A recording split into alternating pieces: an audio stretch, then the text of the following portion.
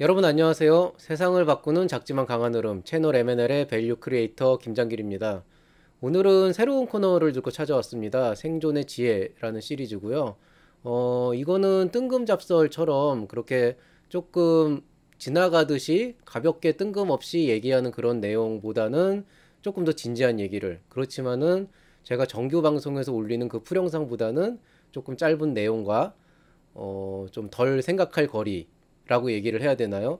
그런 내용들을 가지고 좀 컨텐츠를 구분을 해봤어요. 왜냐하면은 정규 강좌 때는 말씀드리기 좀 애매하고, 그렇다고 뜬금 잡설로 말씀드리기엔 조금은 더 심각하게 고민을 해봐야 될 그런 토픽들이 있더라고요.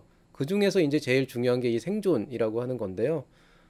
그런 부분에 대해서 앞으로 조금씩 얘기를 좀 해드리려고 합니다.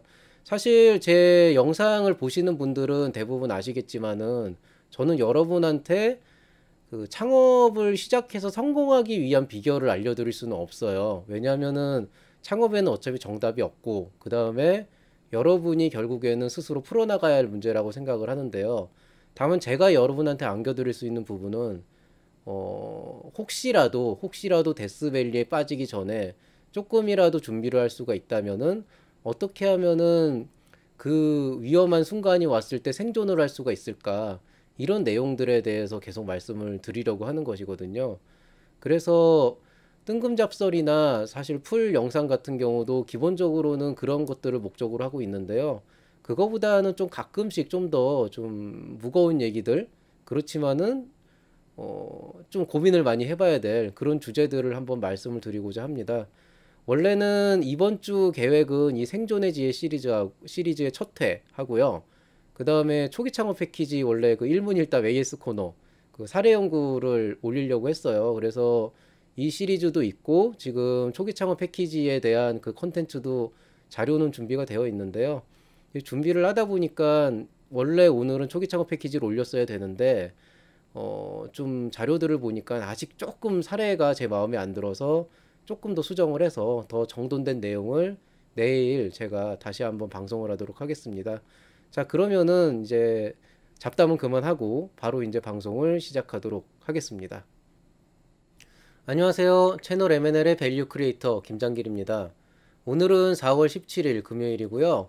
이번에 새롭게 채널 M&L에서 생존의 지혜라고 하는 그런 코너를 여러분에게 선보이게 되었습니다. 그 첫 번째 주제로 코로나19와 비즈니스 모델이라고 하는 제목을 선정해 봤습니다. 먼저 여러분께서 지금 첫 번째 페이지에서 보이는 것과 같이 지금쯤 이 시점에 우리가 코로나19가 우리에게 현재 남기고 있는 것은 아직 현재 진행형이기 때문에 제가 남기고 있는 것은이라고 표현을 했습니다. 이 부분에 대해서 이제 좀 고민을 해봐야 될 것 같아요. 사실 지난 이제 1, 2개월간 정말 우리 정부와 국민들이 많은 노력을 해서 지금 다른 국가 대비 이 코로나19 바이러스의 전파 속도가 굉장히 많이 늦어지고 있는 것은 사실입니다. 그렇지만은 사실 계속 많은 사람들이 우려를 하는 것과 같이 향후에도 계속 조심하지 않으면 언제 이 전파 속도가 다시 올라갈지 모르기 때문에 아직은 많이 조심스러운 상황이죠. 지난주에 질병관리본부에서 이런 얘기를 했더라고요. 예전과 같은 일상으로는 상당히 어쩌면 영원히 돌아갈 수 없을지도 모른다. 저는 이 얘기가 참 여러 가지 의미에서 시사할 바가 많다라고 생각을 합니다. 물론 질병관리본부에서는 우리가 한번 이런 상황을 겪은 이상 앞으로 이 전염병, 감염병에 대한 그 생각을 항상 머릿속에 남기게 될 것이고, 이제는 작년 이맘때 우리가 했던 것처럼 자유롭게 거리를 활보하면서 많은 사람들을 만나고 교류하고 그 다음에 자유롭게 활동을 하던 그 시기가 어쩌면 이제는 돌아오지 않을 수도 있다.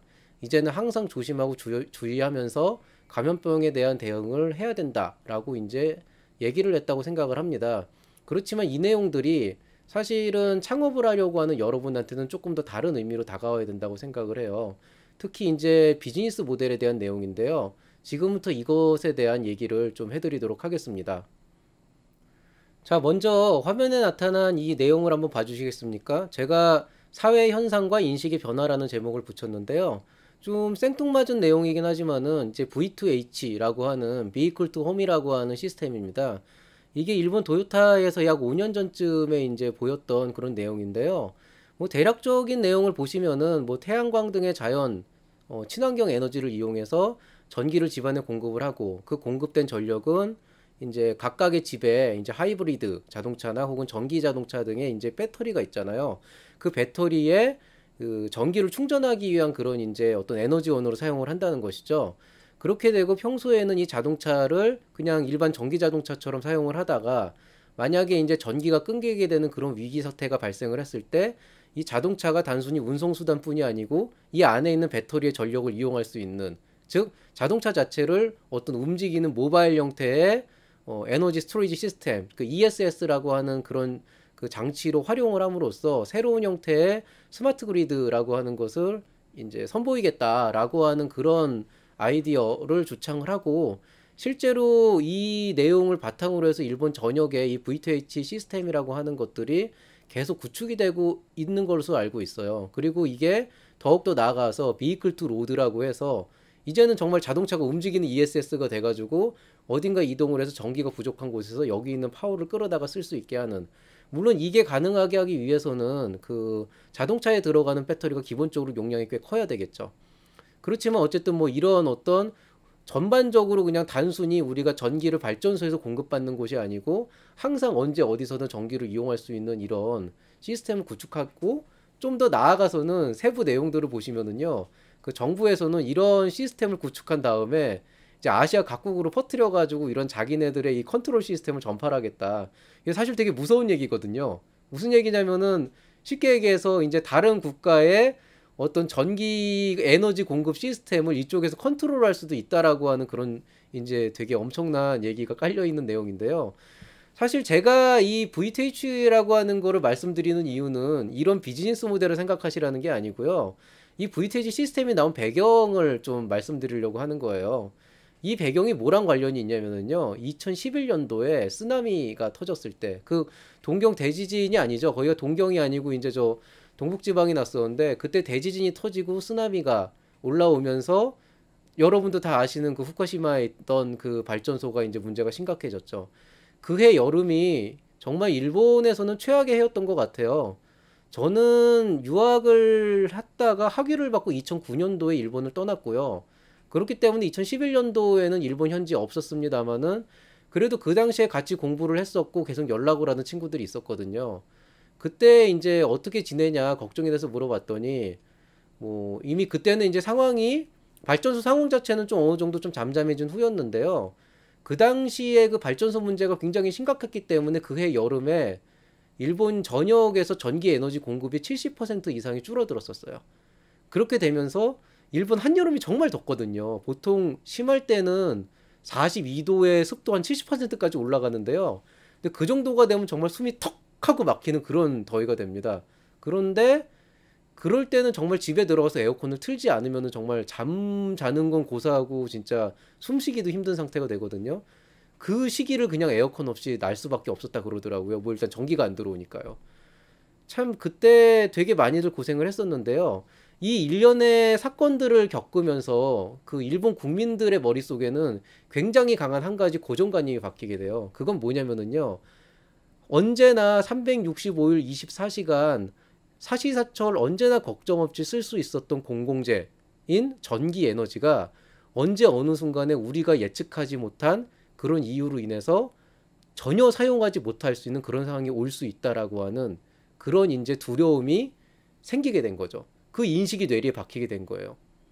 그렇기 때문에 막연한 두려움이 생기는 겁니다. 왜냐하면 전기라고 하는 거는 사실 없으면 우리가 1시간, 2시간은 버틸 수 있지만 이게 하루가 되고 이틀이 되고 3일이 되면 이제 그때부터는 이 생활에 정말 막대한 지장이 생기게 되거든요. 뭐 여러분 우리 주변에 있는 게 다 전기잖아요. 당장 스마트폰 충전을 못 하니까요. 이런 인식이 생기게 됨에 의해서 바로 V2H나 V2L 같은 이런 ESS 기반의 모바일 스마트 그리드 시스템이라고 하는 게 일본 전역에 자리를 잡게 되는 거죠. 그 전까지만 해도 이런 아이디어가 뭐 전혀 없었던 건 아니지만은 정말 본격화되기 시작한 것은 그 당시에 그 일본 대지진이 있고 난 다음에 사람들의 뇌리에 이게 박히면서 앞으로 혹시라도 있을지 모를, 언젠가는 올지도 모르는 그런 재난 상황에 대비해서 전기 에너지를 모바일 형태로 지속적인 어떤 가치를 가질 수 있도록 하겠다라고 하는 그런 이제 새로운 형태의 그 사업들 그리고 제품들이 이제 나오게 된 거예요. 그리고 그런 시스템이 구축이 되기 시작을 한 거죠.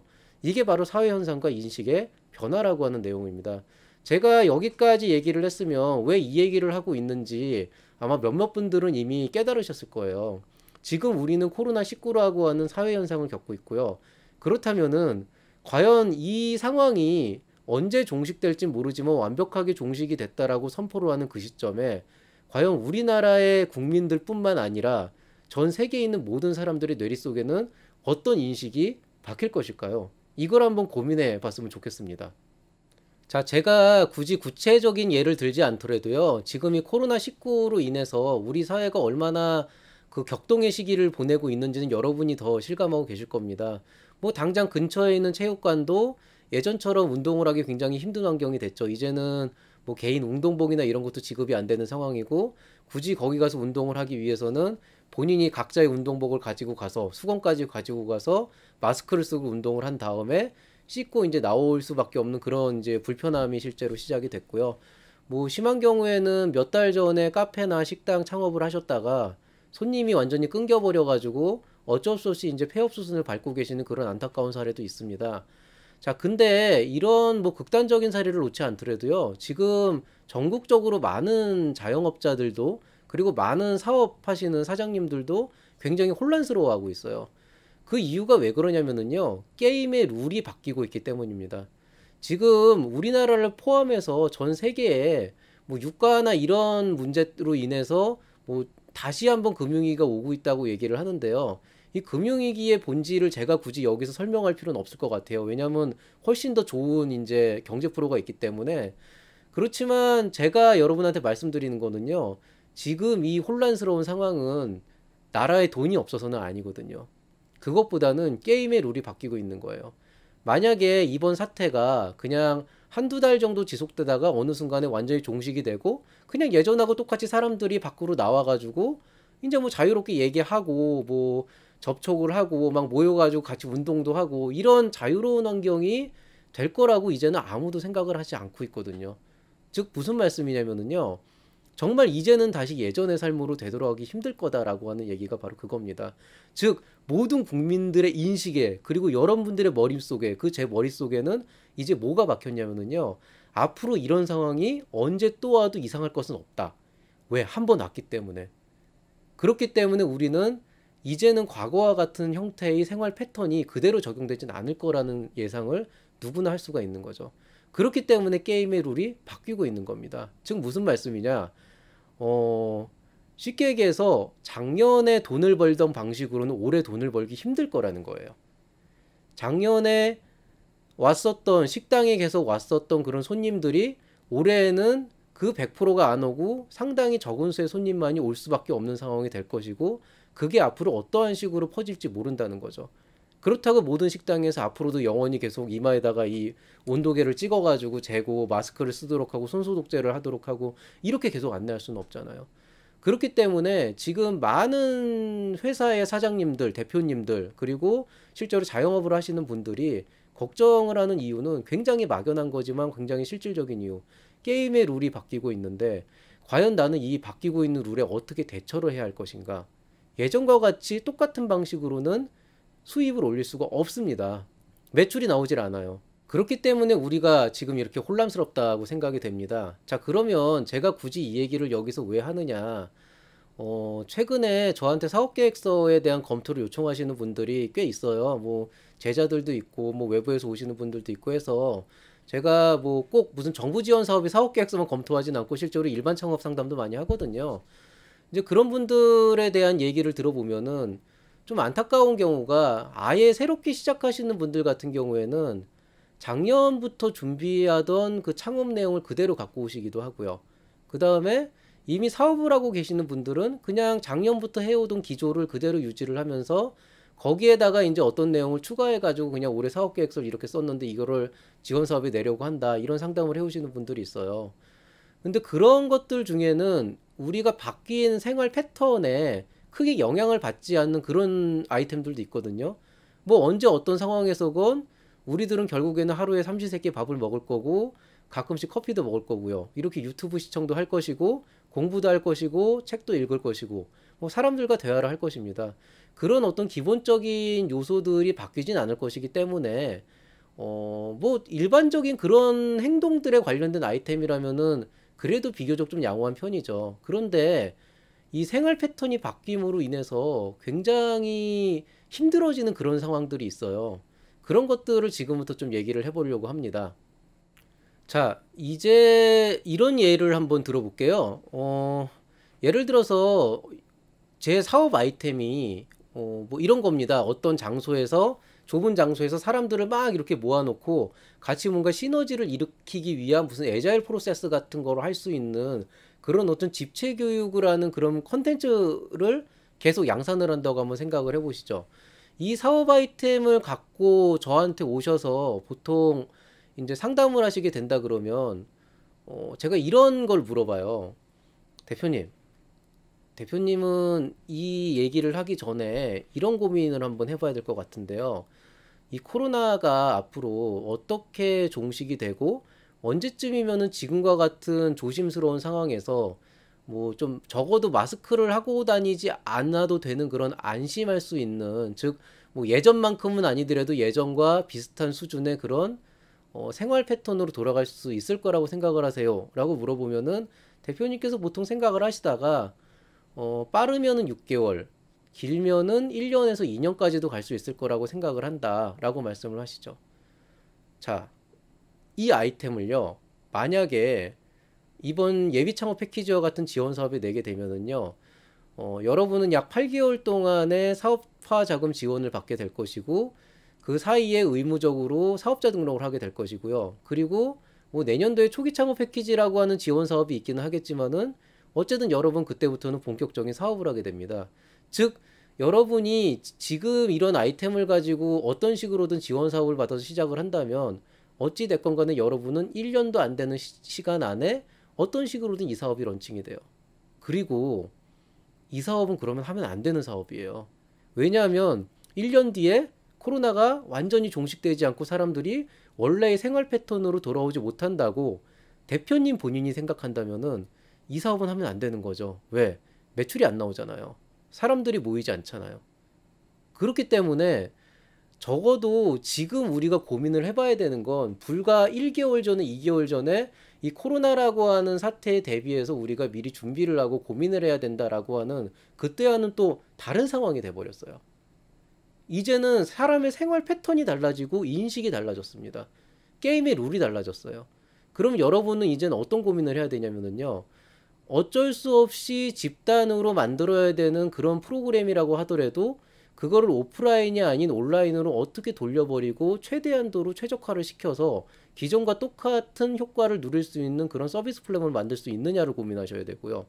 그게 도저히 안 된다면은 어떠한 방식으로 이 한정된 공간에 사람들을 모아놓는 이 상황을 타개할 수 있을 것인가. 그것들을 위해서 어떤 형태의 방역이나 방제 체제를 갖춰야 되고 그 사이에서 사람들이 서로에게 영향을 주지 않을 수 있는 그런 어떤 시스템을 갖출 수 있을 것인가. 그런 것들을 고민을 해봐야 됩니다. 만약에 그런 고민들이 제대로 된다고 했을 때 여러분은 1년 뒤에 아마도 그 사업을 할 수가 있을 거예요. 왜냐하면 벌써 지금 이 순간에도 많은 사람들이 답답해하고 있거든요. 그렇기 때문에 뭔가 이 상황을 타개할 수 있는 온라인뿐이 아니고 오프라인에서라도 어떤 식으로든지 타개할 수 있는 그런 방법들을 여러분이 여러분 스스로의 그 비즈니스 모델 아이템에 녹여낼 수 있다면은 그러면 여러분이 새로운 형태의 룰을 제시할 수가 있게 되는 거죠. 그러면 여러분이 다음 시장을 선도할 수가 있게 됩니다. 그런데 정말로 안타까운 거는요. 저한테 오는 대부분의 사업 계획서나 어떤 사업 아이템에 대한 상담은요. 거의 대부분 작년의 수준에서 벗어나질 않아요. 그리고 정말 더 안타까운 거는요. 조금 그런 거에 대한 생각을 하시는 분들한테 이런 거를 물어보면은요. 대부분 어떤 고민을 하시냐면은요. 심사를 가서 발표를 할 때 심사위원들이 지금 코로나 바이러스 때문에 문제가 심각한데 그거 어떻게 하실 거예요? 라고 하면은 거기에 대해서 어떻게 대답할 걸 고민을 합니다. 뭐 예를 들어서 그럴 경우에 뭐 이렇게 해서 대응을 하도록 하겠습니다. 이렇게 하는 거예요. 비즈니스 모델이 바뀌는 게 아니고요. 남들이 물어보는 질문에 대답할 대답을 찾고 있어요. 제가 걱정을 하는 건 그런 방식을 통해 가지고 여러분의 사업이 어떤 지원 사업에 선정이 될 수 있겠죠. 그게 선정이 되면 무슨 의미가 있습니까? 1년 뒤에 여러분이 그 사업을 못할 수도 있는데요. 그러니까 지금부터는 조금 더 본격적으로 이러한 부분들에 대해서 좀 고민을 많이 해보셔야 할 그럴 때가 됐어요, 이제는. 제가 이런 얘기를 저한테 오는 많은 제자들한테도 하고, 그 다음에 저한테 사업계획서를 보냈다가 제가 전화를 해가지고 이런 얘기를 실제로 막 독설은 아니지만 직선적으로 했던 사람들이 있는데요. 이제 많은 분들이 알아요, 이 사실을. 알고 있어요. 본인도 알고 있는데, 겁이 난다 그래야 되나 아니면 걱정이 된다 그래야 되나 이렇게 좀 외면을 하고 있더라고요. 그러다 제가 이 말을 했을 때 솔직한 심정으로 얘기를 하더라고요. 저도 그게 제일 고민인데 그럼 어떻게 해야 될까요? 라고 물어보거든요. 사실 저도 이거를 너무 컨셉추얼한 얘기밖에 못하는 정말 원론적인 얘기밖에 못하는 거를 좀 안타깝게 생각을 하는데요. 어떻게 보면은 사업을 하는 대표 본인이 고민을 해서 풀어가야 될 일이라고 생각을 합니다. 조금 희망적인 얘기를 드리자면은요. 지금 이 상황은 여러분의 경쟁자들도 모두 똑같은 상황이기 때문에요. 지금까지 여러분이 하고 싶었던 아이템에다가 방금 말씀드린 이 내용을 어떻게든 녹여낼 수가 있다라고 한다면 다음 시장을 이끌고 갈 사람은 여러분이 될 거예요. 한번 그렇게 생각을 해보고 이거를 그대로 해서는 안 된다라는 두려움보다는 이걸 어떻게든 방법을 찾아내면 그 다음에 이 시장은 내가 주도한다라고 하는 그런 생각을 해보시면은 조금 더 마음이 편해질 수는 있을 거고요. 제가 조언을 하나 드리고 싶은 거는요. 아마 여러분이 생각하는 카테고리 안에서 해결책은 기껏 해봤자 뭐 일회용품으로 뭐를 한다, 뭐 비대면으로 한다 이런 종류의 얘기가 될 테니까요. 하루나 이틀 정도 여러분의 사업 아이템에서 잠깐만 신경을 꺼두시고 머리를 식히시고 다른 것들을 찾아보면서 최근에 코로나와 관련돼서 어떤 이슈들이 나오고 있고 어떤 내용들이 나오고 있는지도 좀 찾아보시고요. 주변에 있는 사람들하고도 좀 많은 얘기를 해보세요. 그렇게 하다 보면은 어느 순간에 여러분께서 하셔야 될 일이 분명히 나올 거라고 생각을 합니다. 제가 4차 산업혁명에 관련된 강의를 예전에 몇 번 한 적이 있었어요. 그때 공학자들이 해야 될 일은 어떤 것인가 라고 했을 때 이런 말씀을 들었어요. 과거를 돌아보고 현재를 주시하며 미래와 대화한다. 지금 여러분이 현재를 주시하고 있는 일을 얼마나 많이 하고 있는지 한번 생각을 해보시기 바라고요.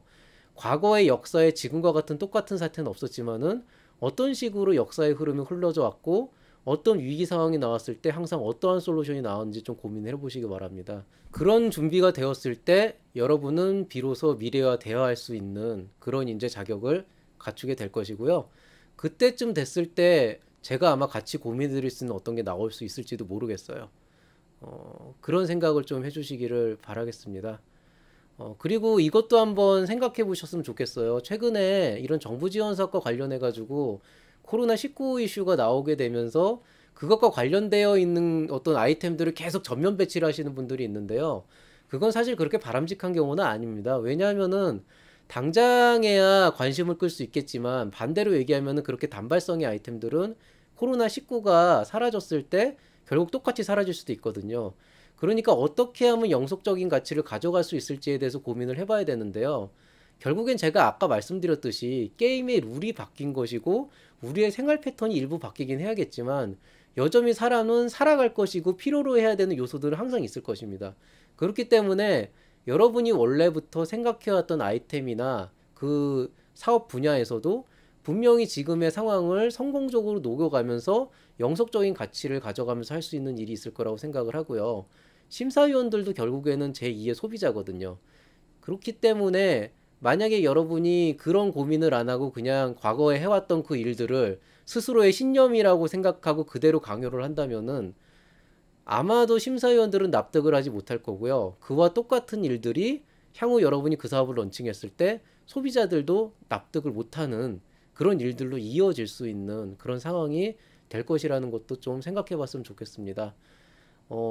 제가 이 말씀을 드리는 이유는 지금이 되게 힘들어요. 모든 스타트업들이 힘들고 모든 회사의 대표들이 힘들고요. 모든 예비 창업자도 힘듭니다. 그리고 저도 힘듭니다, 사실은. 지금 제가 2달째 지하실에 갇혀 있는데 정말 미치고 환장하겠어요.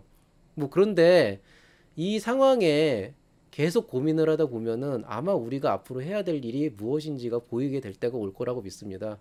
그리고 그게 우리가 이 바뀌게 될, 룰이 바뀌게 될 새로운 세상에서 생존할 수 있는 그런 지혜가 아닐까라고 생각을 하면서 이번 생존의 지혜 편을 마치도록 하겠습니다. 모두들 편안한 밤 보내시고요. 저는 내일 다시 초기 창업 패키지 일문일답으로 찾아뵙도록 하겠습니다. 감사합니다.